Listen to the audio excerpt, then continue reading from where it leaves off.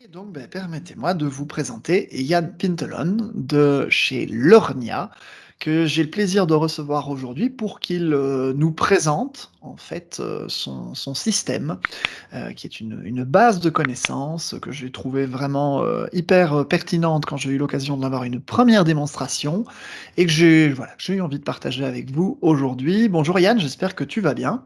Bonjour tout le monde. Je vais commencer à partager mon écran. Donc, je présente peut-être d'abord Learnia puisque finalement, nous ne sommes pas encore connus. J'ai ici une dizaine de personnes qui travaillent chez nous. Nous sommes une entreprise spécialisée dans la formation et l'accompagnement des écoles, des organisations très larges au niveau des logiciels, mais aussi au niveau des compétences personnelles, penser aux gestions du stress et du temps, etc. Mais la partie Microsoft 365, c'est quand même ce qu'on fait 90% de notre temps. Donc, on est spécialisé là-dedans. Et pour ceux qui, vous êtes tous déjà des personnes qui connaissent Microsoft 365. Et ceci dit, je m'excuse déjà un petit mot si jamais je fais des erreurs contre le français, c'est parce que je suis néerlandophone de nature, donc de temps en temps, je Écoute, rate. tu parles excessivement bien français, Yann. Je te rassure, je ne suis pas capable d'égaler ton niveau de maîtrise du français en néerlandais, donc Voilà. rassure-toi, il n'y a absolument pas de souci. Et si jamais il y a éventuellement là, voilà, besoin de repréciser un point, je n'hésiterai pas à rebondir en direct avec toi pour t'aider, il n'y a pas de souci. D'accord, je fais de mon mieux.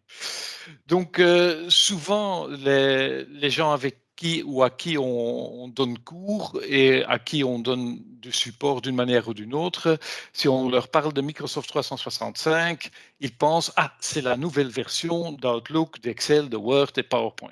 Hmm.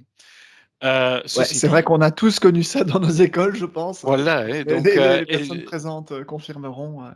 et j'ai ici tout près de moi ma femme qui est enseignante en maternelle, donc elle aussi, elle n'a toujours pas bien compris.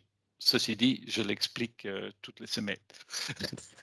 La répétition, c'est important dans l'enseignement. Voilà, exactement. Ça va de mieux en mieux. Et donc, il découvre aussi la richesse de tout ce qui est là dans le cloud.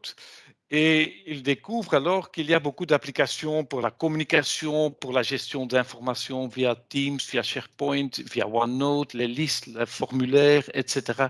Il y a énormément d'applications et cette grande richesse est en même temps un petit un défi, disons, parce que ce n'est pas dit, parce que comme on leur offre à un ensemble d'enseignants, on leur offre cet écosystème de Microsoft 365, ça ne veut pas dire qu'ils la maîtrisent tout de suite ou Non, tout qu'ils à fait. Et j'ajouterais même, Yann, en fait, que généralement, des feedbacks que je reçois des écoles, la richesse de l'environnement est souvent un frein pour beaucoup de personnes dans les écoles, qu'elles soient primaires, secondaires ou l'enseignement supérieur, hein, hautes écoles et universités.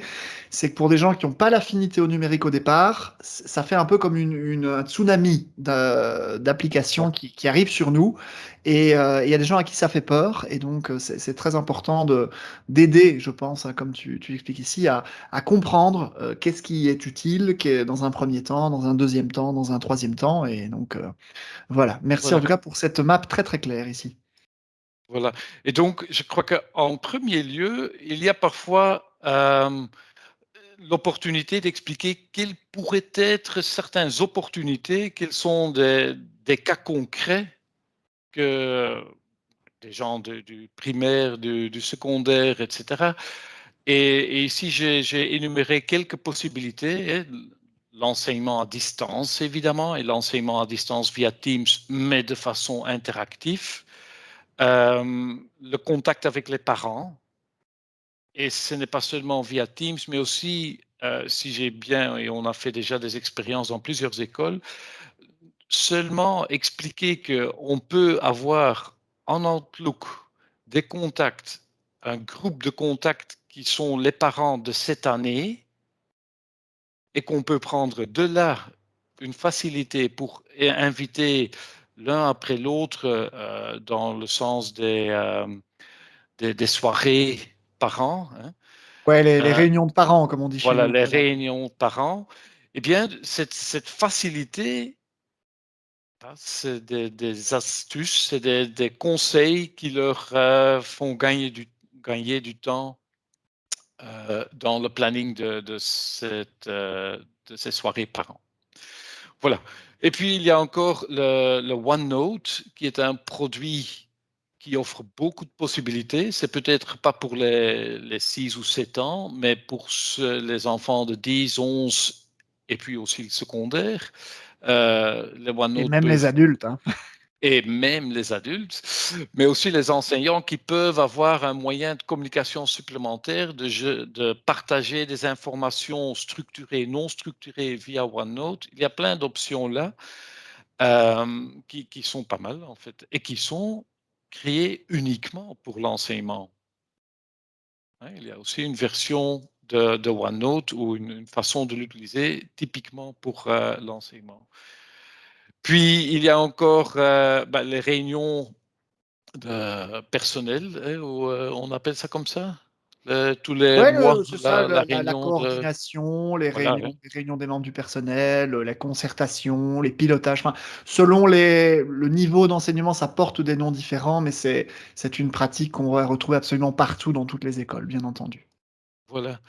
Et là, comme on a maintenant les breakout rooms, comme on a aussi la possibilité d'avoir, les formulaires pour avoir un peu plus d'interactivité lors de ces réunions, ça donne des options qui, auparavant, se faisaient avec des petits bouts de papier ou avec des mains, on va lever les mains, et cetera. Mais ici, on a beaucoup plus d'options pour rendre, ce type de réunion très interactif.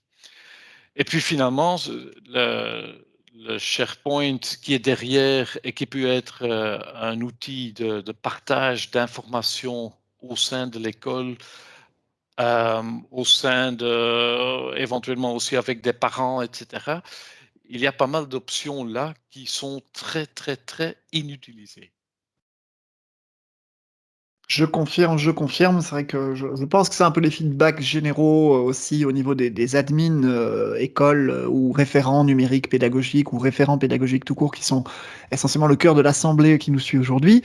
C'est que voilà, on est déjà content quand on arrive à ce que certains de nos profs utilisent une application ou une fonction d'une application.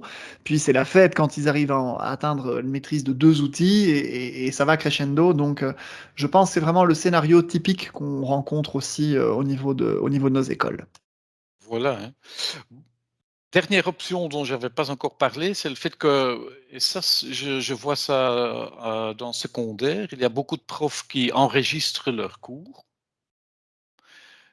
qui mettent ça à la disposition des élèves, mais dans ces enregistrements, il y a pas d'interaction. C'est juste, on regarde le cours, point final.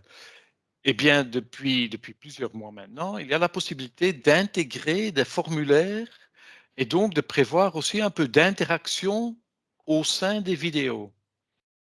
Et ça aussi, c'est pour Tout à fait, rendre les vidéos interactives, hein. C'est vrai que c'est des choses que j'avais déjà aussi abordées dans des présentations que j'avais faites via stream ou bien pendant la réunion Teams. C'est vrai que maintenant, on a de plus en plus de fonctions d'interactivité qui sont arrivées dans les Teams meetings, comme notamment les breakout rooms que tu avais aussi déjà cité, Yann.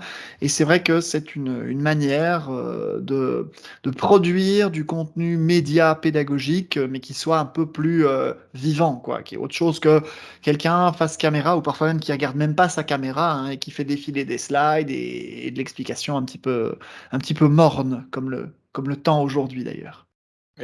voilà. Et donc, le grand problème, c'est évidemment, est-ce que tout le monde suit? Est-ce que les enseignants d'aujourd'hui utilisent quelques applications, plusieurs applications? Est-ce qu'une école supporte aussi ou soutient les enseignants pour faire ces démarches là-dedans? Et ce que nous avons fait, on a plusieurs choses chez Learnia. On a d'un côté des formations sur mesure et sur mesure des enseignants et je répète, et je vais le répéter encore 10 fois, que c'est sur mesure, puisque des enseignants qui sont en première année, ou en deuxième année, ou en cinquième, sixième, ou en secondaire, bien, c'est toujours des cas très, très, très différents. Et donc, ils ont besoin de choses différentes. Donc, le Ouais, clairement. sur-mesure, C'est vrai que oui, sur mesure, c'est super important parce que on le voit beaucoup, hein. Moi, je fais notamment de l'assistance en formation pour plein d'écoles, à plein de niveaux, hein. J'ai fait des séminaires pour les universités, les hautes écoles, l'enseignement secondaire ou l'enseignement fondamental et je honnêtement, c'est vrai qu'on présente rarement 2 fois la même chose parce que les questions des enseignants sont différentes, l'utilisation du numérique de 2 écoles à chaque fois est différente. Je pense pas connaître 2 écoles en Belgique qui aient vraiment la même perception, la même philosophie de l'usage du numérique pédagogique. C'est très, très exact. Ouais. spécifique.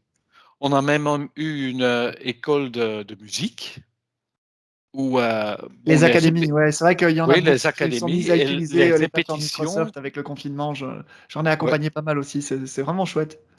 ouais, et les répétitions qui se font à distance, mais donc à respecter un certain distance entre le micro et une grosse trompette ou trombone ou autre instrument pour ne pas assourdir tous les autres personnes.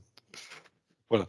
Et donc, ça peut être dans les journées pédagogiques, demi-journées pédagogiques, réunions personnelles. Et puis, il y a aussi l'assistance à l'équipe IT, hein, au référent pédagogique, au référent informatique d'une école, où on fait non seulement le train the trainer, on donne des formations sur les outils à vous, mais où on peut aussi prévoir des digi-coaching. Vous avez récolter certaines questions ensemble et vous dites, voilà, maintenant je vais me prendre une demi-heure, une heure avec un spécialiste pour voir, Oui, j'ai vraiment besoin des la réponses. consultance, mais sur mesure de nouveau, hein, comme un petit peu comme tu Voilà, le dis, c'est chouette. exactement. Et tout ça, et maintenant on vient au vif du sujet. Jusque-là, l'introduction, C'était une belle intro. voilà. Et tout ça est soutenu par une plateforme de connaissances, puisque les vrais cours, c'est une chose, mais les vrais cours, ben, vous connaissez aussi la belle pyramide que ça fait 10%, 15% de la communication de compétences, hein, mais c'est la pratique et le fait qu'on peut encore poser des questions quand on a des problèmes qui fait vraiment qu'on va à la fin, à la longue, bien maîtriser une application. Et là, nous avons donc le plateforme de connaissances. Et pourquoi est-ce qu'on a développé cette plateforme de connaissances? Puisque vous allez me dire probablement, mais il y a déjà tellement de choses sur Internet, et il y a déjà l'aide, et il y a déjà le support.office.com, plein de petites vidéos, YouTube et plein d'informations, oui, mais il faut Je connais même chercher. un mec qui fait des webinaires toutes les semaines pour les écoles. Ce type est fou, c'est une horreur. Donc, pourquoi cette plateforme? Eh bien, parce qu'il faut aller pas à pas. Et donc, on peut, si on a un public de collègues, disons d'une centaine de collègues ou d'une cinquantaine de collègues, on va pas tout dévoiler en même temps, mais dans cette plateforme de connaissances, on peut ouvrir petit à petit les nouvelles applications. Voilà, on va se concentrer sur Teams dans un premier lieu. On va prendre OneNote après 2, 3 mois en plus. Et on va à chaque fois, dans chaque réunion interne, on va dévoiler autre chose. Et chaque fois, l'information qui va avec se trouve sur cette plateforme puisqu'on peut l'expliquer, c'est une bonne chose, mais par après, les personnes veulent voir les pas à pas, comment je fais en détail. En deuxième lieu, vous avez aussi des cas concrets typiques à votre situation ou à certaines situations internes et vous dites, d'accord, j'ai acheté un contenu standard, mais je veux encore un petit peu faire du sur-mesure en plus et je veux le faire moi-même. Donc, notre plateforme permet des adaptations internes. Et donc, ça, c'est quelque chose sur le web. Vous avez plein le support.office.com, par exemple, très joli, mais on ne peut rien y changer. Et on ne peut pas dire, bah, chez nous, on va le faire comme ça. Voilà, donc il ne faut plus chercher sur tout l'Internet, mais on offre à nos collègues tout ensemble dans un même environnement.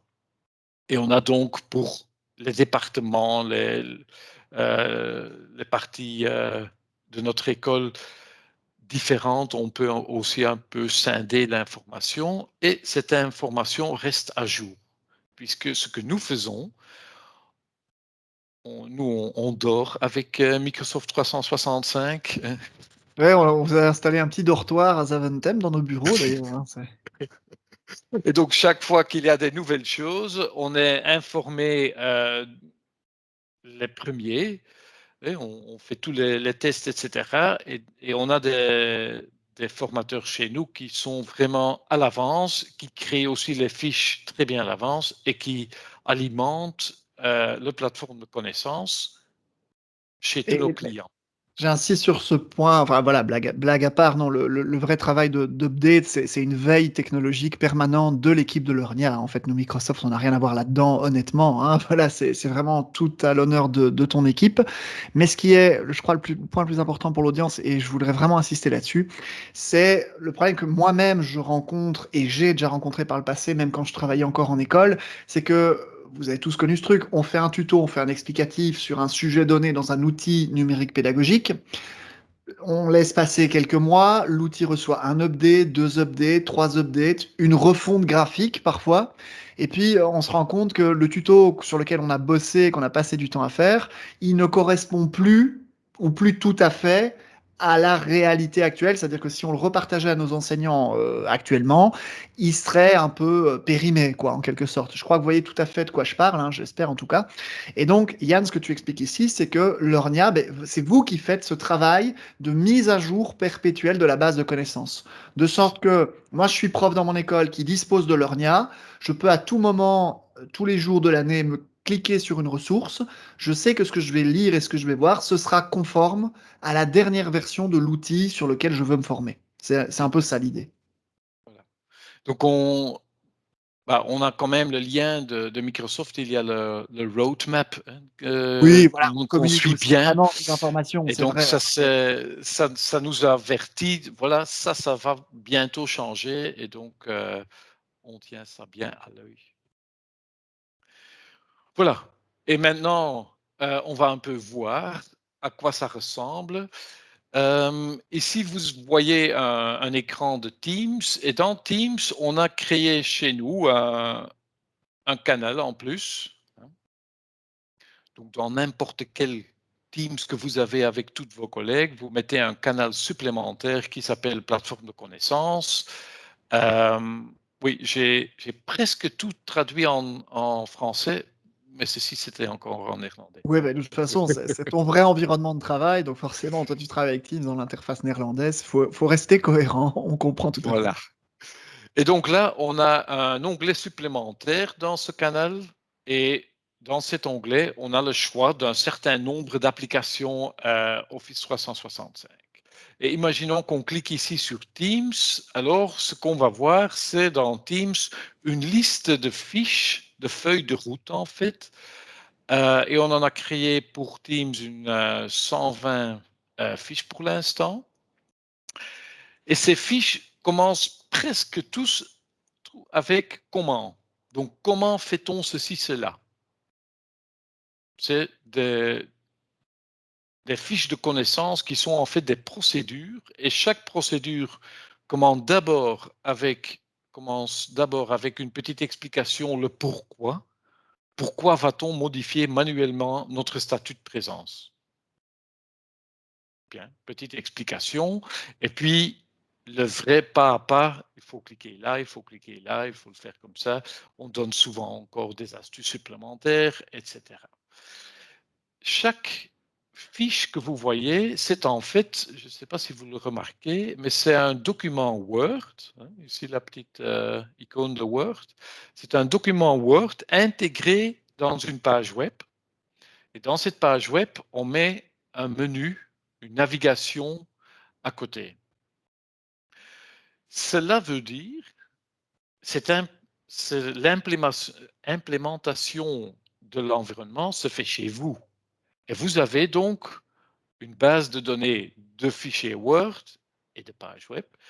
Mais ces fichiers Word, vous pouvez les adapter dès que vous dites « Ah oui, mais chez nous, on va quand même avoir un peu de gouvernance interne et on va demander le statut de présence. Merci de, si vous êtes en vacances, de le mettre dans cet état-là. Ou si vous êtes en tel état de lieu, mettez ce statut-là. » Voilà, donc des fichiers Word intégrés dans une page web et des fichiers Word vous permettent facilement de les changer aussi. Il y a toujours des gens qui veulent imprimer des choses. Et imprimer toutes les fiches, ce n'est pas une bonne idée puisqu'on en a en total pour tout ce qui est Microsoft 365, on en a maintenant presque 500. Mais il y a par application quand même une sorte de carte de référence rapide. Donc, carte de démarrage. Et cette carte de démarrage pour Teams, ici par exemple, c'est 2-3 pages sur 2-3 pages à 4 qu'on peut imprimer facilement et qu'on peut mettre de côté ou mettre à côté de soi pour quand on est en train de découvrir Teams la première fois. Voilà, donc maximum 500 fiches de connaissances qui sont des procédures et ici encore des cartes de démarrage rapide. Vous voyez aussi qu'on a ici des boutons vidéo de la formation. Quand on a donné, quand vous avez donné, ça c'est aussi possible, des formations en interne à vos collègues et vous l'avez enregistré, il est très facile de les ajouter pour plus tard. Les autres collègues qui veulent revoir peuvent le faire via la même plateforme de connaissances. Et puis, quand ils ont encore des questions supplémentaires qu'ils n'ont pas retrouvées dans la base de connaissances, probablement, il y a peut-être un autre collègue ou vous qui sont là pour les aider. Et donc, on a intégré la plateforme de connaissances dans Teams. Pourquoi? Parce qu'on a alors l'onglet où on peut mettre les conversations. Et si quelqu'un a une question qui n'est pas répondue, eh bien, jetez-le dans le groupe, postez une nouvelle conversation où vous tapez la question. Ouais, donc ça permet de continuer à nourrir la base et de la renforcer avec peut-être des questions ou des approches qui n'avaient pas encore été abordées par l'équipe de Lernia. Voilà, exactement. En plus, on met toujours aussi un lien vers le site de Microsoft, donc le support.office.com, parce qu'il y a toujours des gens, c'est pas le gros du public, mais il y en a qui sont hyper enthousiastes et qui se disent oui, mais je veux savoir encore plus et je veux voir les nouveautés qui vont bientôt arriver, etc., etc. Eh bien, Je crois que c'est le genre de gens qui suivent ce webinaire aujourd'hui, tu vois. voilà. Donc, on prévoit toujours le lien vers les pages sur le site Microsoft qui sont en relation avec le sujet. Donc, si je fais un petit peu le sommaire de toutes les caractéristiques, on a un environnement qui se trouve chez vous, dans votre environnement Teams, qui a en fait un site SharePoint, évidemment. Donc, c'est un site SharePoint qui se trouve dans Teams. Vous pouvez le personnaliser vous-même. Vous pouvez ajouter vos propres contenus supplémentaires. Il y en a aussi qui ont déjà fait sur Smartboard ou sur des technologies, des outils qu'ils ont en interne, qui ont créé quelques fiches supplémentaires là-dedans. On a un environnement qui permet de le faire. Et pour le contenu standard que vous avez, donc c'est Microsoft 365, vous êtes sûr que les mises à jour sont incluses.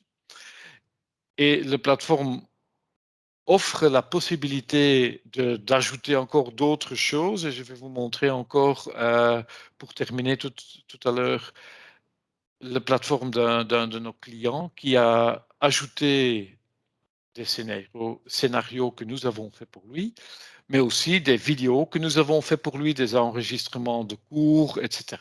Donc, voilà. Et je ne vais pas encore parler des prix, mais c'est pour plus tard. Je reviens là-dessus.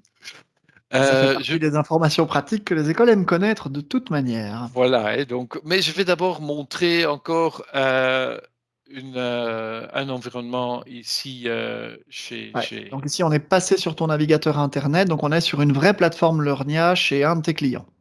Voilà, exactement. Et donc ici pour Teams, vous voyez que j'ai parlé des 120 fiches là qui sont en plusieurs parties, hein. Tout ce qui va sur faire des appels à des collègues, faire des réunions. On avait parlé là de gestion de contact, de travailler ensemble en groupe. Et là, ça devient de plus en plus complexe, la gestion d'onglets, configurer l'environnement Teams pour votre équipe. Donc, on a pas mal de choses qui sont prêtes. Et une des choses qui sont souvent intéressantes à savoir, c'est configurer les notifications. Parce qu'il y a beaucoup d'informations, mais comment est-ce qu'on peut... Oui.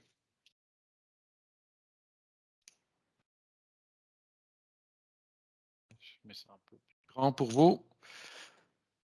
Comment le Ouais, c'est bien configurer, mieux et on a comme ça. typiquement une fiche qui est là. J'avais parlé de la carte de référence. Elle va s'ouvrir sur un autre onglet. J'ai Telenet qui a fait des Oui, oui, travaux mais ce il faut tenir matin compte dans la aussi, tu foule. es dans une conférence Teams, tu nous partages ton écran, micro, etc. Donc forcément, tu n'es pas à 100% de ta bande passante. Et voilà, c'est bon. De mon côté, je vois l'image. Ça D'accord. charge.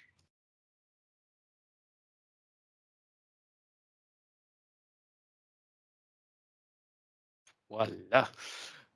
Tôt ou tard, vous allez voir la Quick Reference Card. Voilà, elle est là. Et typiquement, ici, c'est 3 pages qu'on peut facilement télécharger et imprimer. Les choses qui sont... Ça se trouve... Donc, les fiches et les cartes de référence, c'est notre package qu'on appelle le package Lite. Et dans le package Premium, on l'a pour toutes les applications de Office 365, puisqu'il y a des gens qui commencent avec Teams, Planner, OneNote, To-Do, Outlook, par exemple. Il y en a d'autres qui disent non, mettez-nous tout. Donc SharePoint, Yammer, Open bar. Swate, Whiteboard, Forms, tout le... j'allais dire tout le bazar, c'est pas vrai, c'est toutes les applications. Voilà.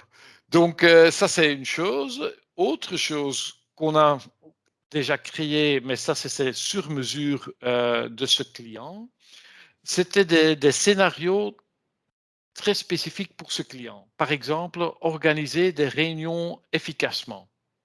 En fait, qu'est-ce que c'est un scénario? On a une histoire qui est un peu plus longue. Une histoire, tiens, si on va faire des réunions efficaces, quelles sont les phases d'une réunion? On a la préparation, on a la réunion elle-même et on a le suivi. Et pour chaque partie, il y a des applications qui sont bien logiques à utiliser. On peut utiliser OneNote et Teams dans la préparation. Et puis ici, on a comment le faire? Eh bien, ajouter un bloc-notes et on a là la partie qui pointe alors vers la fiche. Pendant la réunion, etc. Et on a ici aussi les fiches auxquelles on peut lire comment faire. Donc c'est un peu en fait un scénario qui colle des fiches ensemble. Donc ça c'est au niveau des scénarios et souvent d'un scénario on va faire aussi une vidéo. et dans la vidéo, on va l'enregistrer et la vidéo de la formation se trouve alors aussi sur le même environnement. Ici, une vidéo dans un webinaire, ça va prendre un peu de temps avant que ça s'affiche. Ce qui est joli, c'est que vous avez vu le menu ici à côté. Ça aussi, c'est quelque chose que vous pouvez modifier vous-même. Donc, en fait, l'environnement vient chez vous. C'est un site SharePoint. Et au moment qu'on va vous transférer la main, on va vous donner aussi pendant 1 heure et demie, des explications sur le comment vous pouvez encore alimenter vous-même de l'information ou comment changer, par exemple, le menu pour y ajouter un bouton qui pointe vers une chose que vous trouvez intéressante au sein de votre école. Voilà. Ouais, Donc, donc ça permet, voilà, c'est un accompagnement aussi vraiment pour la personnalisation de l'outil aussi, au niveau des couleurs de l'école, au niveau de, voilà, exact. de la charte graphique par exemple des SharePoint s'il y en a ou des Teams. On peut vraiment aider l'école visiblement à avoir un environnement uniformisé dans le visuel. Exactement. Exactement. Voilà. Je reviens sur le diaporama et la fiche que vous avez déjà très vite vue, peut-être il y a 5 minutes. Je vais la montrer un peu plus long maintenant.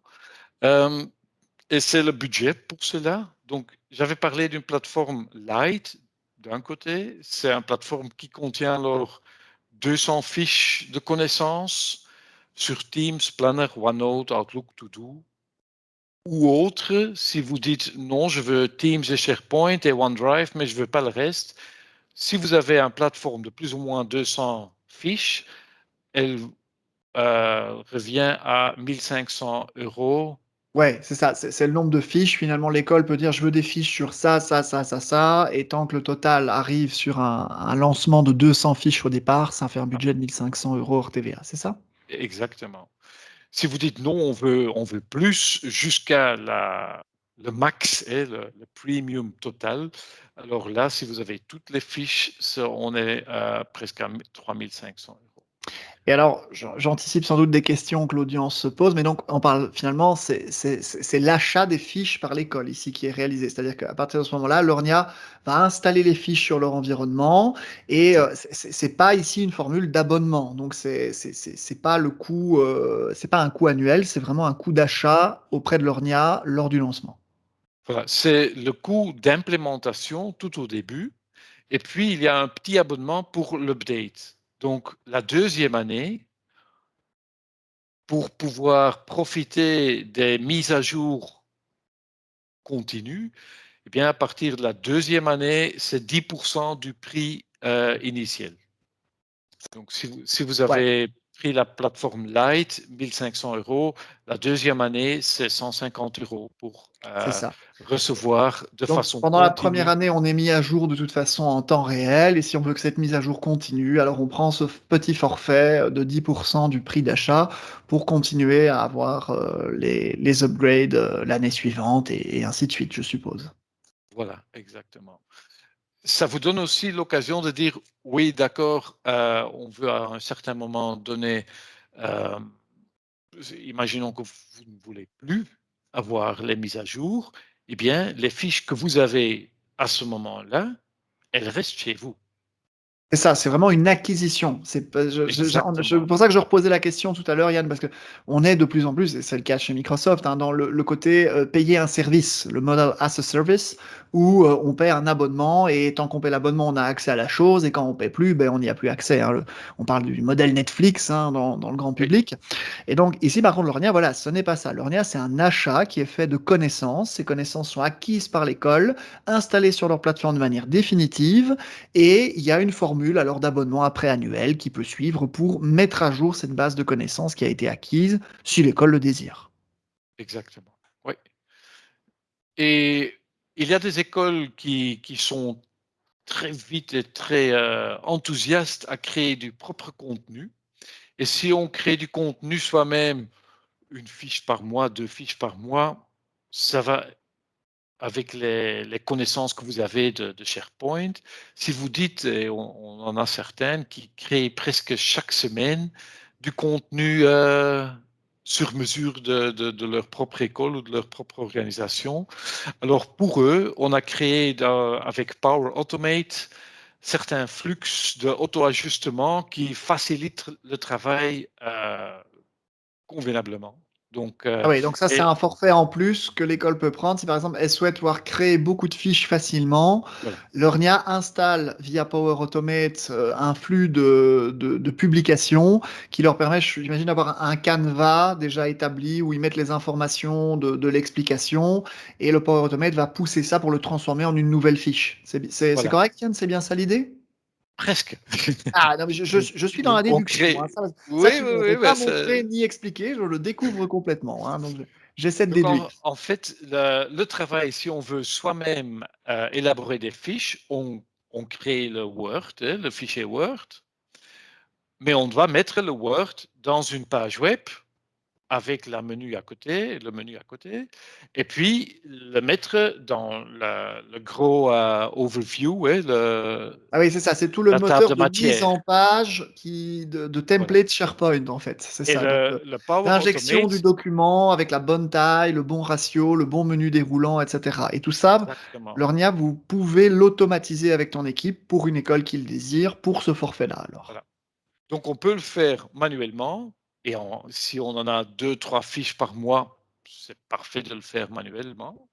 Si on en a plusieurs et on dit est-ce que vous n'avez rien pour automatiser ça un petit peu, eh bien on l'a automatisé avec un Power Automate vous avez créé le document, vous cliquez sur le bouton, il va créer la page web, il va la mettre dessus, il va mettre le menu à côté, il va mettre le titre dans la table de matière, faire le lien vers la page. Voilà, c'est tout ce qu'il va faire. Et c'est des automatisations que vous ne devez plus faire manuellement à ce moment-là. Voilà. Donc, et puis, il y a le fait que vous pouvez vous-même y ajouter les vidéos. Vous pouvez nous demander de créer les vidéos aussi, évidemment, hein. Les scénarios, comme on a vu, c'est aussi quelque chose qui s'y trouve, que vous pouvez faire vous-même, que nous pouvons faire pour vous. Et donc, on avait parlé tout au début, on avait la possibilité d'avoir des cours aux enseignants, et j'ai mis aussi les tarifs pour cela également, sachant que pour tous les cours qu'on donne, il y a toujours une préparation du contenu avec la personne de l'IT au sein de votre école pour bien préparer le cours. Tiens, quel est le public, qu'est-ce qu'ils veulent exactement, donc de faire quelque chose sur mesure à chaque fois.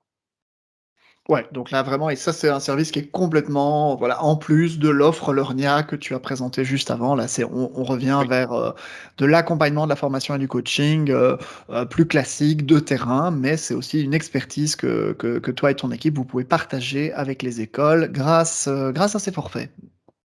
oui, voilà. Bah, super! J'ai envie de Ben demander voilà. peut-être aux gens de l'audience, est-ce que tout ce que Yann nous a déjà montré pendant qu'il prépare le slide de prise de contact avec ses références, mais est-ce que vous avez éventuellement des questions qui vous sont venues pendant cette présentation et que vous n'auriez pas encore soumises dans le chat?